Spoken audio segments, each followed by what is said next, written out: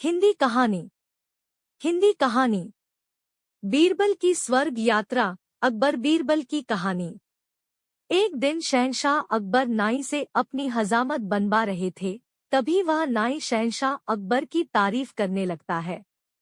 नाई जहां पनाह, आप अपनी सल्तनत में सबका ख्याल रखते हैं, बच्चे बड़े गरीब लाचार आदि सबका। अकबर, शुक्रिया। नाई, लेकिन जहां पनाह।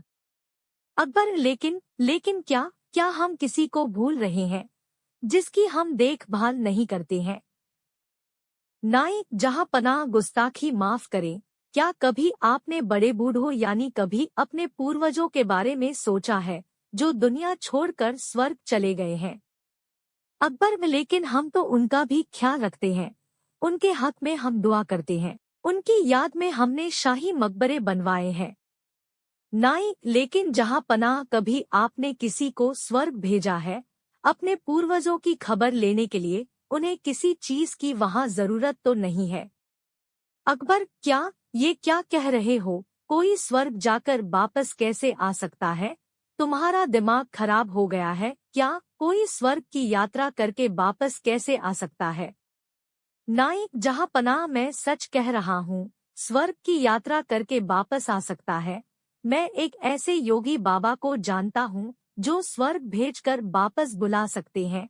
वजीर अब्दुल्ला उनके भक्त हैं। आप चाहे तो वजीर अब्दुल्ला से कहकर आप उस योगी को बुला सकते हैं।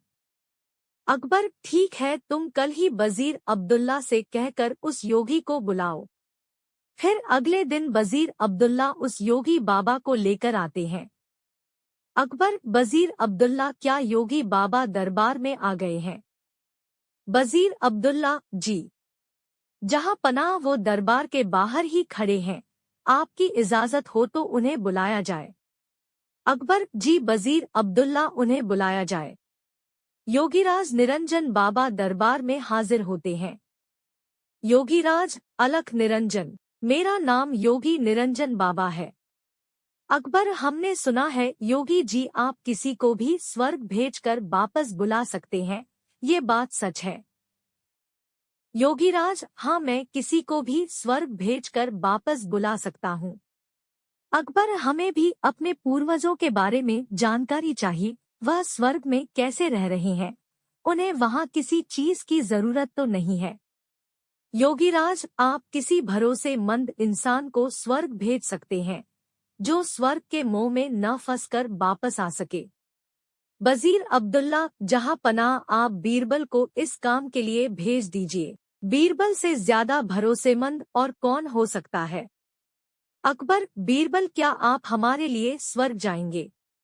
बीरबल, जी जहां पनाह, मैं स्वर्ग जरूर जाऊंगा, लेकिन उससे पहले मैं निरंजन बाबा से कुछ पूछना चाहता हूँ। योगीराज, इस यात्रा में कितना समय लगेगा? योगीराज, इस यात्रा में कम से कम 2 महीने लगेंगे अगर तुम स्वर्ग के सुख के मोह में न फंसो तो। बीरबल, योगी जी आप मुझे स्वर्ग कैसे भेजेंगे? योगीराज, मैं एक पवित्र आग जलाऊंगा, उसमें तुम्हें प्रवेश करना है।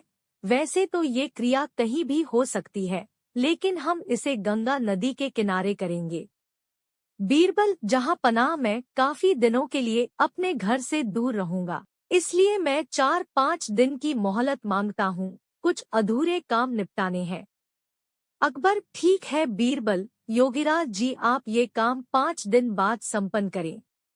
अब 5 दिन बाद बीरबल को जलाने के लिए ले जाया जाता है। स्वर्ग की यात्रा के लिए योगीराज विधि संपन्न करते हैं। वह एक चिता पर फूल और कुछ सामग्री डालते हैं और बीरबल के माथे पर तिलक करते हैं और चित्त हो जाने को कहते हैं। बीरबल, अलविदा। जहां पनाह। अकबर, हमें आपकी बहुत याद आएगी, आप जल्दी लौटने की कोशिश करना। बीरबल, जी जहां पनाह, मैं जल्दी लौट कर आऊंगा। और फिर 2 महीने गुजर जाते हैं। शहंशाह अकबर बहुत चिंतित हो जाते हैं। अकबर, हमें बीरबल की बहुत याद आ रही है। 2 महीने गुजर चुके पर बीरबल अभी तक नहीं लौटे, हमें बहुत चिंता हो रही है। योगीराज का क्या कहना है, कब तक बीरबल लौट आएंगे? वजीर अब्दुल्ला जहाँ पनाह, योगी बाबा ये भी तो कह रहे थे हो सकता है बीरबल को स्वर्ग के सुख बहुत भा गए हो और वह उन्हें छोड़कर न आना चाहे। अकबर, नहीं, ऐसा कभी नहीं हो सकता है। बीरबल ऐसा कभी नहीं कर सकते हैं। उन पर हमें पूरा भरोसा है। उसी वक्त वहाँ पर बीरबल आते हैं। उनके लंबे लंबे बाल होते हैं, लंबी सी दाढ़ी। अकबर उन्हें देखकर बहुत खुश होते हैं। अकबर, खुशामदीद। खुशामदीद। हमें आपको देखकर बहुत खुशी हुई और बताइए स्वर्ग में हमारे पूर्वज कैसे हैं? उन्हें किसी चीज की वहाँ जरूरत तो नहीं है? बीरबल, नहीं, जहाँ पनाह उन्हें किसी भी चीज की जरूरत नहीं है। वे वहाँ बहुत खुश है। अकबर, लेकिन बीरबल आपने ये बाल इतने क्यों बढ़ा लिए हैं? बीरबल, जहाँ पनाह मेरे ही नहीं वहाँ पर सभी के बाल बहुत लंबे हैं। वहाँ पर कोई नाई नहीं है बाल काटने के लिए, इसलिए उन सभी ने यहाँ पर जो नाई है उसे बुलाने के लिए कहा है ताकि वो वहाँ सबके बाल काट सके। अकबर, हाँ हाँ, क्यों नहीं, हम अभी अपने नाई को वहाँ भेज रहे हैं। योगीराज और वह नाई अभी यहीं पर है। वो इस वक्त हमारे मेहमान बनकर रह रहे हैं। हम अभी स्वर्ग भेजने की क्रिया करवाते हैं। योगीराज और उस नाई को बुलाते हैं। वो दोनों दरबार में हाजिर होते हैं। अकबर उनसे कहते हैं, अकबर, योगीराज, स्वर्ग में नाई की जरूरत है। आप जल्दी से इस नाई को स्वर्ग भेजने की क्रिया शुरू कीजिए। नाई, अपने घुटनों पर गिरकर, जहाँ पनाह मुझे माफ कर दीजिए। मुझसे ये सब वजीर अब्दुल्ला ने करवाया था, क्योंकि वह बीरबल की शोहरत से जलते हैं और बीरबल को अपने रास्ते से हटाना चाहते थे। और ये बाबा भी पाखंडी है।